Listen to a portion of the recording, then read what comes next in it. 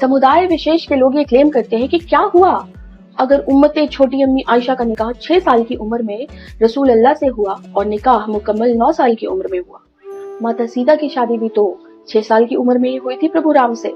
और इसका आधार बनते हैं वाल्मीकि रामायण के अरण्य कांड के सर्ग 47 के श्लोक नंबर 4 और 10, जिसमें पहला श्लोक का ये लाइन गौर करिएगा, उषित्वा द्वादश समा इक्ष्वाकु नाम निवेशने। यहाँ रावण से सीता जी कहती हैं कि मैं विवाह के पश्चात 12 साल तक इक्ष्वाकु वंश में प्रभु राम के साथ रही। और 10th श्लोक में कहती हैं कि वन में आते वक्त मेरी उम्र 18 वर्ष की थी और मेरे पति की उम्र 25 वर्ष की थी। तो 18 माइनस 12 हो जाता है 6 और 25 माइनस 12 हो जाता है 13।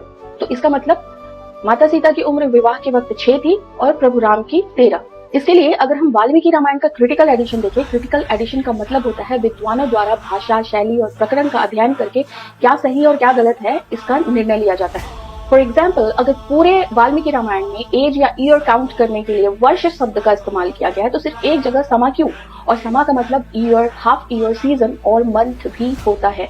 क्रिटिकल एडिशन वाल्मीकि रामायण अरण्य कांड में माता सीता कहती है तत्संवत्सरात् ऊर्ध्वा राघवस्य निवेशने। तो यहाँ माता सीता क्लियर कहती है कि विवाह के पश्चात पूरे 1 वर्ष तक मैं राघव के साथ सुखपूर्वक रही। बृहद अरण्यक उपनिषद के सेक्शन 8 में ऋषिका गार्गी एक शास्त्रार्थ के लिए जनकपुर आती है, तब माता सीता उनको गुरु रूप में स्वीकार करती है। उस समय गुरुकुल में शिक्षा प्राप्त करने के लिए उपनयन संस्कार अति आवश्यक था और जो लोग क्षत्रिय कुल में उत्पन्न होते थे उनका उपनयन 11 वर्ष की आयु में होता था। तो यदि सीता जी गुरुकुल गई, शिक्षा ग्रहण की, तो उनका भी उपनयन 11 वर्ष में ही हुआ होगा। तो 11 में उपनयन संस्कार, 17 में विवाह संस्कार और 18 में वनवास।